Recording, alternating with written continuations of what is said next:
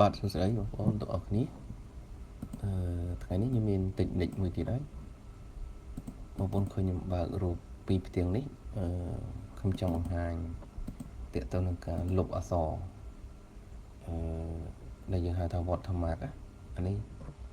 រូបដែលគេផុសគឺសម្រាប់លក់អញ្ចឹងគេដាក់ watermark ហ្នឹងដើម្បីកុំឲ្យយើងលុបយករូបភាពគេទៅប្រើណាប៉ុន្តែយើងមានតិចនិចវិធីក្នុងការលុបអក្សរនៅលើរូបភាពនេះណា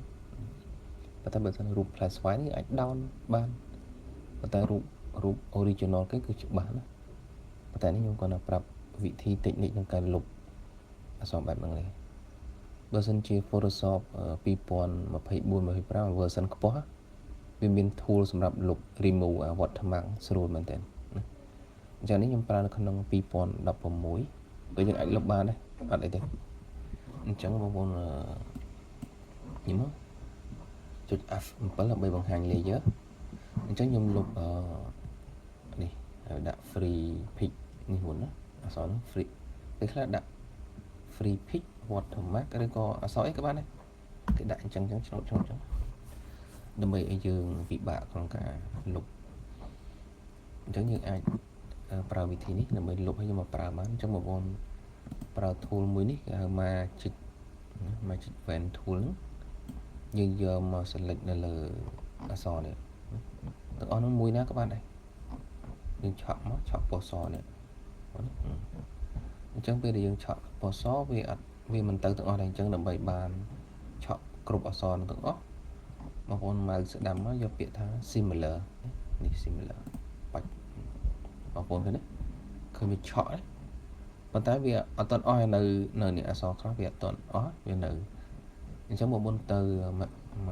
មកតង់ទៀតចូលទៅ select យកពាក្យថា modify ហើយ modify យើងយកពាក្យថា expand ណា expand មកកន្លែងនេះកន្លែង expand by ហ្នឹងបងយក2ណាយក2ទៅអូខេបន្ទាប់ពីយើងចុច2វាចេញបែបនេះមើលណាបន្ទាប់មកទៀតយើងចូលទៅនេះយើងយកម៉ៅរបស់យើងហ្នឹងមក select កន្លែងនេះ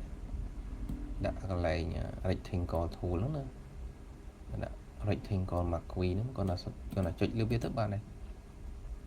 បន្ទាប់មកមិនយើងម៉ៅស្ដាំនៅលើម៉ៅហ្នឹង right click មកយើង right click តោះមកបងប្អូនស្រឡឹងមើលពាក្យមួយដែលមានដាក់វាដាក់ថា fill ណានេះ fill ហ្នឹងចុច fill មកហើយកន្លែងនេះជាងកាលបើសិនដំបូងតែនេះថាខ្ញុំបានធ្វើពីរម្ដងហើយជាងកាលវាអាចចេញ foreground ឬក៏ background អីចឹងទៅឬក៏ history pattern អីចឹងណាអញ្ចឹងបងប្អូនត្រូវយកពាក្យនេះដាក់ content aware ណាយកពាក្យ content aware ហ្នឹងមកបន្ទាប់មកចុច OK មកបានណាបាច់នេះបងណាឃើញវាលុបអត់ទេហើយបងប្អូនអាចមើលស្ដាំមកយកពាក្យថា deselect ស្មើនឹងដោះ select ឬបងប្អូនចុច control D គឺបាត់ដូចគ្នានេះបងប្អូនឃើញទេអញ្ចឹងខ្ញុំប្រៀបធៀបមកអក្សរនេះណាអានេះអក្សរដើមអានេះអក្សរដែលយើងធ្វើមិញហ្នឹងគឺវាបាត់ហើយអញ្ចឹងនៅត្រង់ចំណុចនេះនៅតិចៗបងប្អូនអាច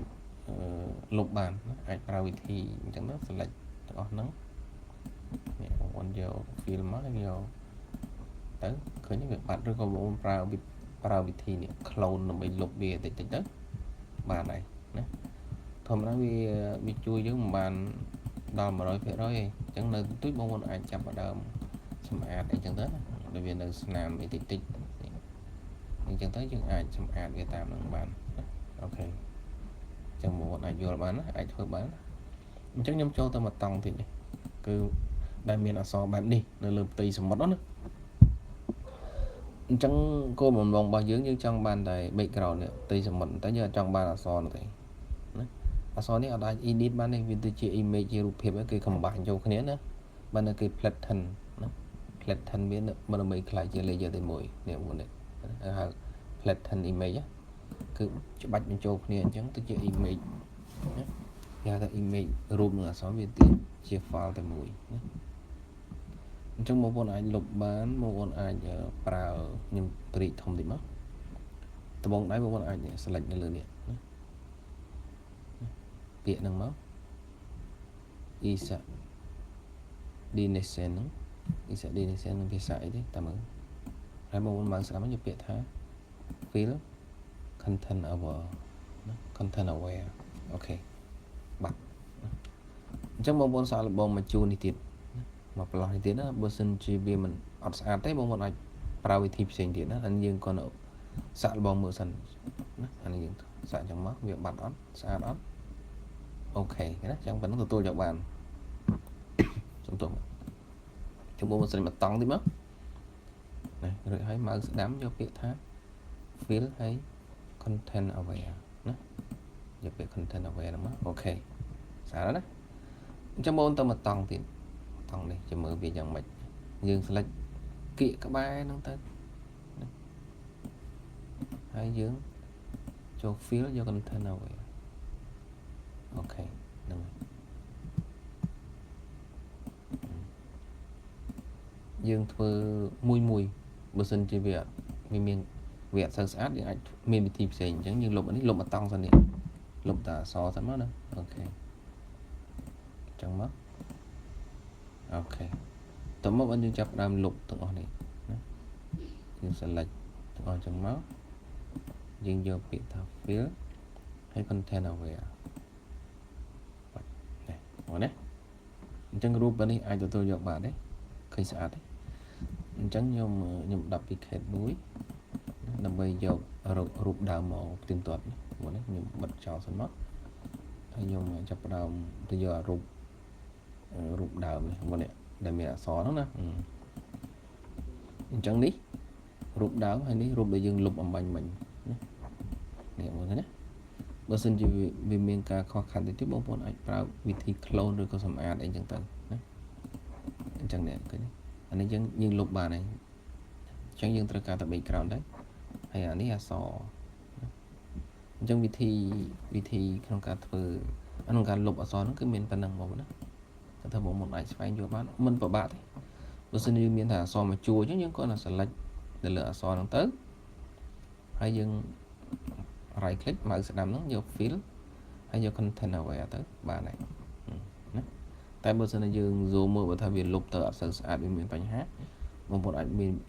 វិធីផ្សេង technique ផ្សេងឬមួយទៀតបើសិនជាអមថា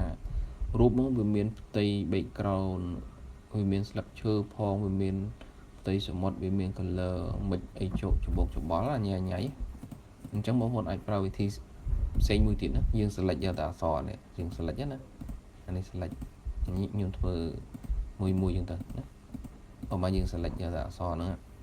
ហើយបងប្អូនចូលទៅ select យកពាក្យថា modify expand ណាហើយយក2ទៅនេះប៉ុណ្ណឹងណាអញ្ចឹងបងប្អូនចូលនេះ rectangle tool ហ្នឹង right click ម៉ៅស្ដាំហ្នឹងហើយយក fill content aware ណាបាច់